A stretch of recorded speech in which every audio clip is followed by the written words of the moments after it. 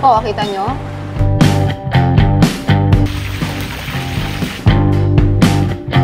Ayan na! Isang buo!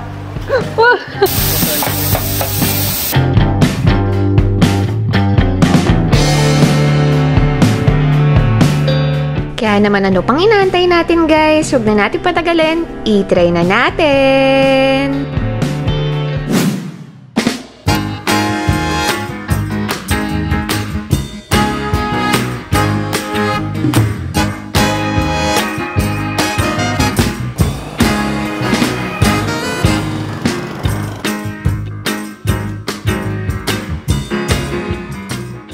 So guys, nandito tayo ngayon sa may Quezon City para mag-food trip ng mga hole in the wall or mga hindi nagva-viral, hindi nagte-trending, pero mukhang masasarap. So nandito tayo sa may Diliman na parte ng Quezon City. So tara, let's go. Excited na ako pakita sa inyo yung unang stop natin.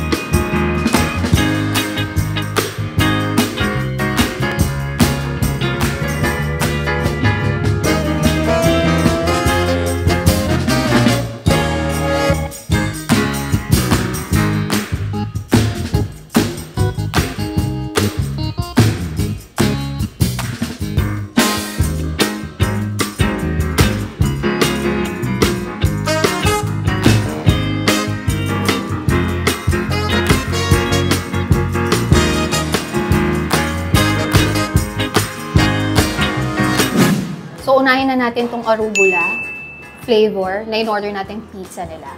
Grabe sa dami ng mozzarella.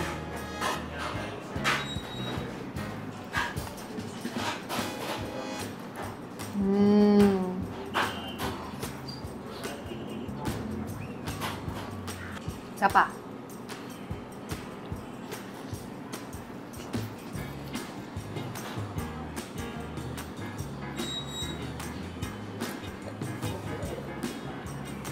Grabe, kakaibang pizza to ah. Ang sarap. Literal. Sobrang bagay ng arugula dun sa balsamic na nilalagay nila. Tapos may parmesan cheese pa. So nagkakaroon ng tamis, asim, tapos yung pagiging bitter ng arugula. Parang ito pa lang yung natitikman natin, panalo na. Sobrang sarap nito. Highly recommended to. Yung arugula nila.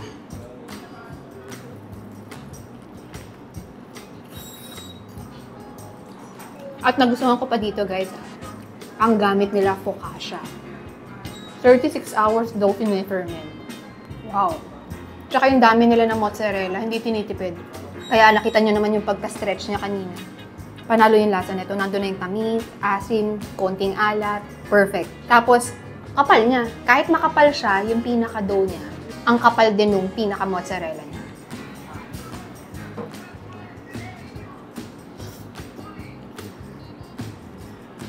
Ito, highly recommended to.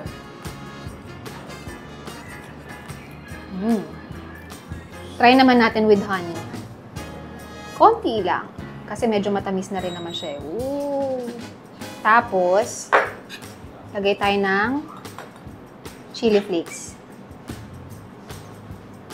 Para may konting anghang na. Let's go. Ooh.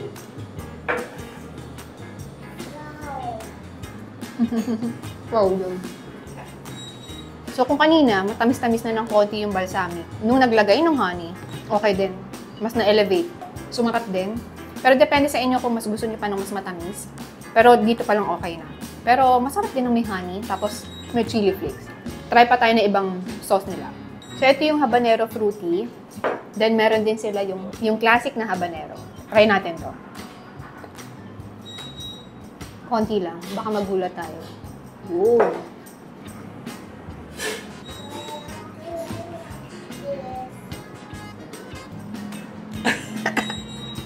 Fruity nga. Pero anghang. Pero kung mahilig kayo sa maanghang, masarap to. Yung fruity habanero nila. Masarap. May flavor din siya. Kaya lang, kung hindi ka masyadong mahilig sa maanghang, ito pa lang, slight anghang, pwede na. So, yung isang pizza kasi na in-order natin, 2-in-1 na siya. So, arugula, tapos double cheese. So, double cheese meaning dahil kasi may mozzarella and cheddar. Try natin tong may cheddar.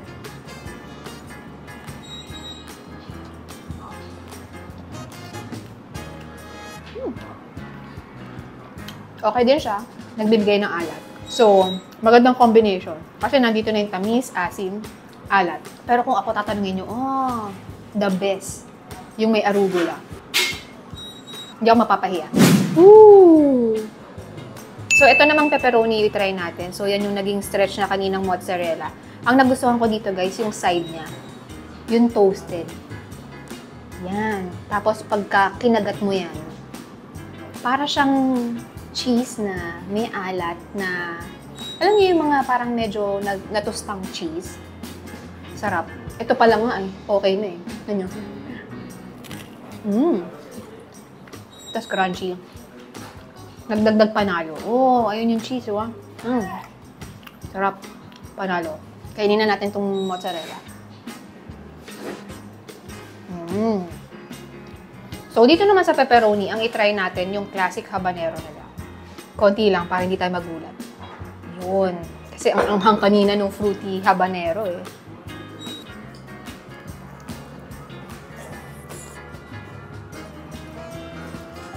Slight anghang. Para kung ayaw nyo mabigla.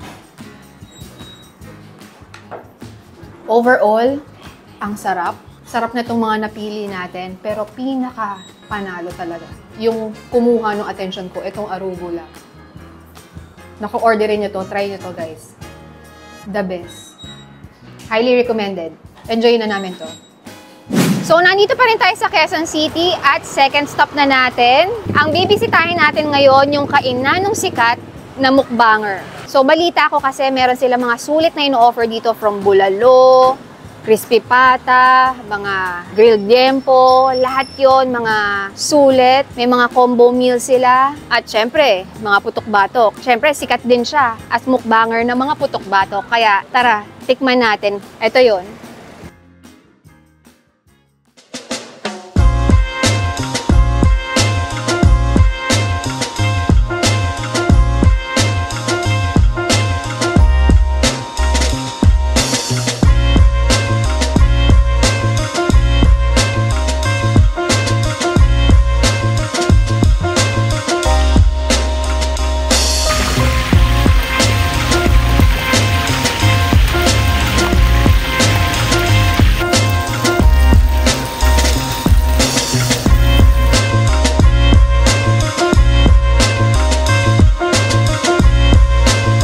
₱850 lang, guys. Good for 4 packs na. Unlimited rice with soft drinks ka pa. Ang laki pa ng crispy pata mo. Unlimited soup din yan, ha. So, meron tayong titikman dito, guys, na napakasulit. Imagine niyo for only ₱850, may malaking crispy pata ka na, unlimited rice para sa 4 na tao, may free na soft drinks pa. May choices kayo kung RC Cola or yung lemon. Unlimited rice to, guys. At yung soup na free, bulalo soup. Tapos yung pinaka-crispy pata nila. Ayan. Mainit-init pa. Oh.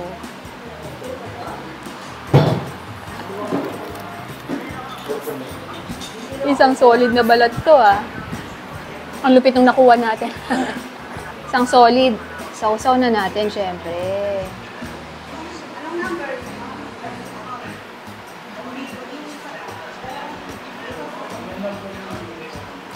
First bite, isang malupit agad.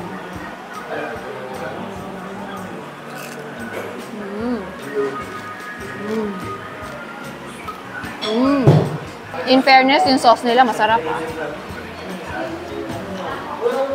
Dahil masarap siya, ilalagay tayo sa kanin. Ooh. Saktong-sakto yung timpla nung crispy pata. Saktong alat. Napakalutong. At ang maganda dito, mainit mo pang makakain. Isang solid, oh. Unang mga kagat pa lang, putok-batok na agad. Solid to, Kuya Jigs, ah.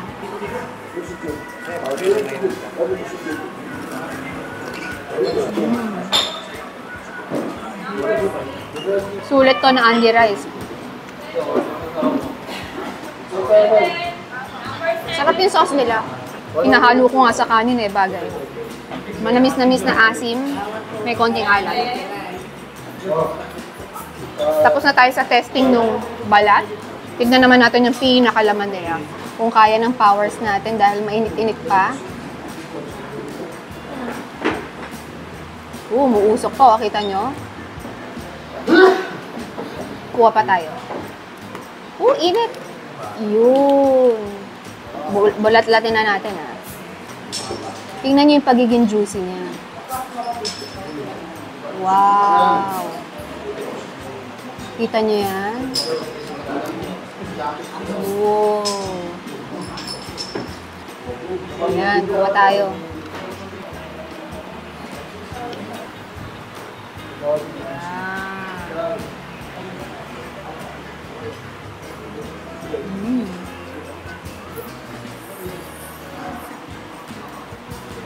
Ganun kalambot. At kita nyo naman kanina kung gaano ka-juicy. Lambot. Hindi maikakaila. Tingnan nyo dito. Dito pa lang. Ito pa, oh. Bulat-lat pa tayo dito. Ayan. Okay. Ayan. Bulat-latin na natin. Yan yung mga masasarap po, yung nasa side. Try natin yan mamaya. Ito muna.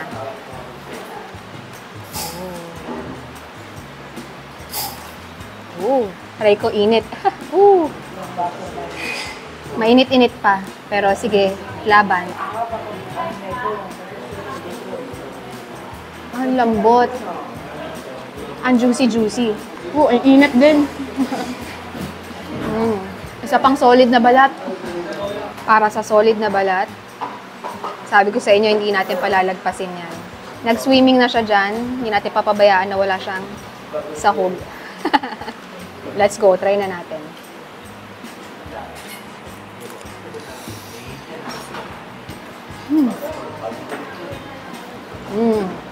Sabayan natin ng rice. Sulit to. Ang laki ng crispy pata. Para sa 4 na kayong maghahati. Unlimited rice, unlimited soup, may free na soft drinks pa kayong 4. Masarap pa yung pinakasas na binibigay nila. At yung soup, bulalo.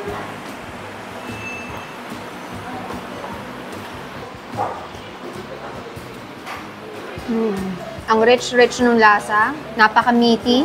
Enjoy na namin to. Ito naman yung kung tawagin nila, couple goals. Good for 2 persons. May 2 only rice na for 2 person. May 2 soft drinks din. So after natin tikman yung crispy pata nila, dito naman tayo sa bulalo with bone marrow. Pero dahil couple goals yung in-order natin, good for 2 persons, tig-isang bone marrow, pati hati na rin ang laman, makikita nyo, nabawasan na ni Carter. Nauna na si Carter. Tikman na natin yung parte natin. Inunahan tayo ni Carter eh. So, ang nakakatuwa dito guys, yung mga utak nila, malalaki yung cut ng mga buto. So, tendency, malalaki din yung pinaka-laman. Hindi natin lalahatin to dahil baka mahilo tayo. Mag-aalaga pa tayo ng anak. Oh my God, ang lalim. Ayan oh. Pati sa ilalim oh. Solid. Tignan na lang natin ha kung gaano kadami. Ayan oh. Ayan na. Isang buo. Grabe, isang buo. Kita nyo yun guys. Isang buo. Grabe. Hindi ko ubusin to. Scary. So, kuha lang tayo ng kalahati. Tignan nyo naman kung gaano kalambot, guys. Scary. Pero yan kasi yung juicy, masarap eh. Oh my gosh. Oh.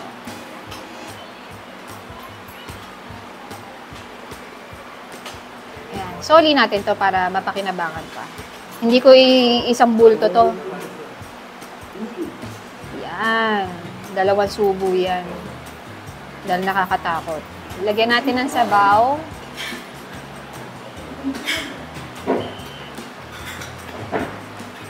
Of course. Toyo, kalamansi. Oh. Let's go. Wow. Ay! Ang milky. Ang milky niya, creamy, milky yung lasa ng bone marrow. First time ko lang natikman to Hindi na to. Normally, fatty lang eh. So ito, yung lasa niya may pagka-fatty, milky, and creamy. Ang weird Ang sarap. Samahan natin ng konting laman. Ay, liit yan. Para may konting laman. Of course, toyo kalamansi, konting gulay. Solid. Ngayon lang ako nakatry ng ganong bone marrow Creamy. Creamy talaga. Sarap. Quality.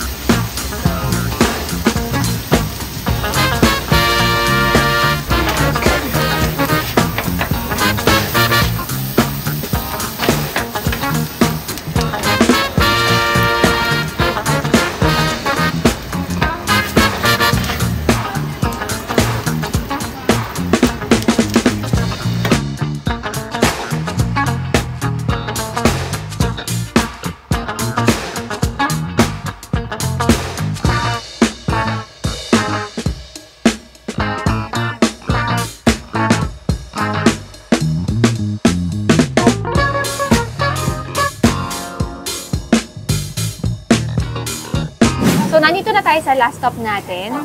So, nandito tayo sa may Family Panaderia. So, nasa kahabaan tayo ng Kalye ng Malingap. Nasa Diliman pa rin, Quezon City. So, ito yung sikat sa kanila, yung mga Philly cheesesteak nila. So, itong in-order natin. So, ito yung overload Philly jalapeno cheesesteak. Yeah.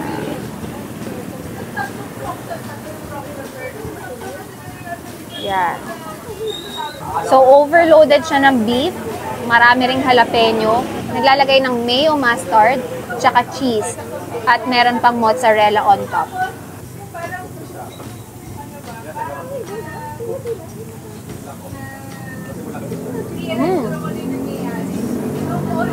At dahil marami siyang jalapeno, meron na siyang anghang.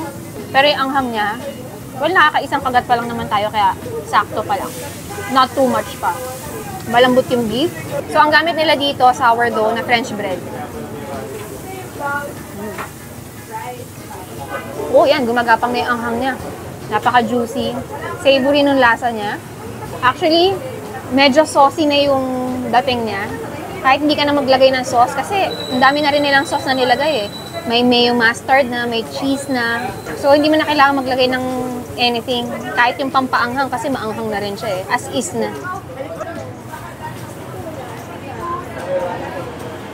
Tapos ang lambot-lambot. 3 years na rin sila dito. Nag-open sila 2 o'clock or 3 p.m. minsan hanggang 9 p.m. Ito pa yung isang humabol. Shrimp po boy. 200 pesos. May isang taga-ubos na. Si Achi enjoying also. Mga foodie. Family of foodie. Sus. So far, sa mga tatlong na-try natin for today, yung naging food crawl natin sa Quezon City, lahat solid. Lahat sulit. Mga hole in the wall, yung mga ngayon sumisikat. From dito, kahit matagal na, marami pa rin kumakain. So, good find tong mga nakain natin. So, I hope nagutom din kayo, natakam. Nag-enjoy kayo sa food crawl natin today. Sa uulitin.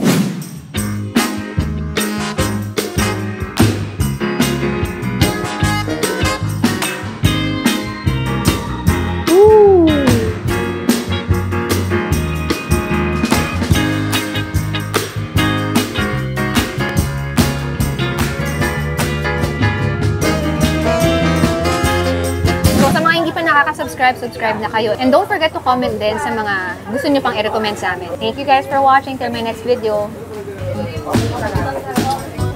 So, nandito tayo sa parting Diliman sa Quezon City. Baliktad ba?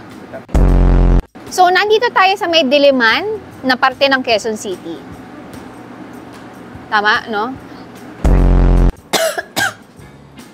Pero ang hang. Yung mga Philly cheesecake nila. So, ito yung